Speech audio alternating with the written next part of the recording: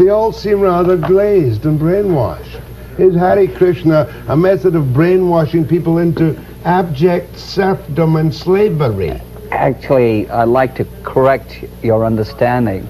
We don't brainwash people. In fact, from the very birth, the media and the educational system, the society, the relatives, brainwash the living entity to forget his relationship with God. True. So what we are doing actually is just helping undo that brainwashing by presenting the real truth to the individual. All right, if I become a Hare Krishna, I must accept Krishna consciousness, I must understand it, I must give up all material things, I must take a vow of poverty, and I must stand around in the streets chanting Hare, Hare, Hare. You don't have to stand on the streets. But you do it all the time. Not all of you us. You block the traffic on the streets. We you don't behave abominably on the streets. No, we don't block the traffic. When was the last time you saw traffic jammed due to our chanting? Gone to the Hudson Bay. When?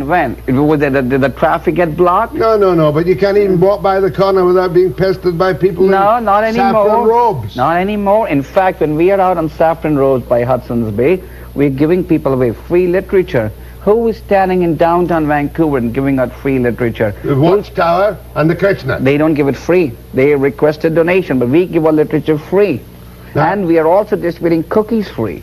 You're giving away cookies free? Sure. Tell me this, though. Do you have some relationship to the Moonies, Sun Young Moon, who has built up a massive multi-billion-dollar empire selling things? We have no relationship with him or his philosophy at all. What do you think of the Moonies? Our relationship is with the Supreme Lord Krishna. We follow the Vedic scriptures that has its roots in India. Regarding the Moonies, we do not think it's a bona fide movement. It's not based upon authentic scriptures.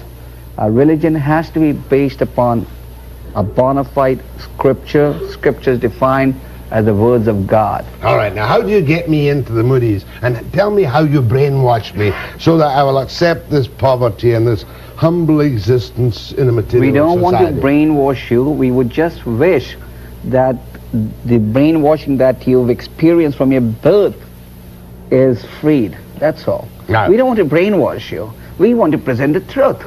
We don't run commercials of the commercials like you do, trying to brainwash people to buy a product. We are just humbly begging people to understand the real reality. That's another thing. You beg on the streets. You beg at the airports. I've seen you begging and begging and begging. When did you see us last begging on the streets? In the last few years, I must have approached the dozen you have the Vancouver Sun article in front of you. But I don't believe what I read in the Vancouver Sun. Okay, fine. You tell me. Okay. Have you stopped begging on the streets? Yes, we have. Finished? Yes, we have. Do you sell pamphlets on the streets? No, we don't. We give away pamphlets now because our sources of deriving income now have improved. We have a very wide congregation that gives us donations. Many members of our society do professional assignments, and our society is maturing and growing day by day, even in Canada. Interesting point. Donations. If I am employed materially and Hare Krishna, how much of my income must I give to you? What is the tithe? There's no minimum, there's no maximum. It 10%. all depends. It all depends on one's realization. But I must tithe what income I have to your society. I'll tell you one thing. The members of our society donate on a voluntary basis. There's no compulsion. How much pocket money do we get? Who?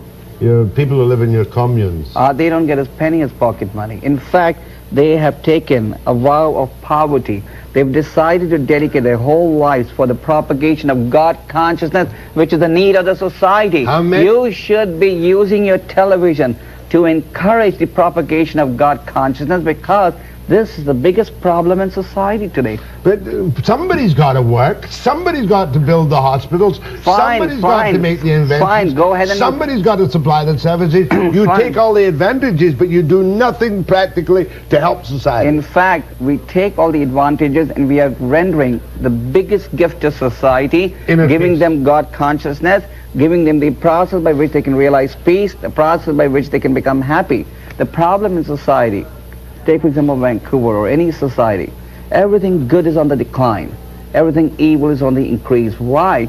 Due to a lack of God consciousness.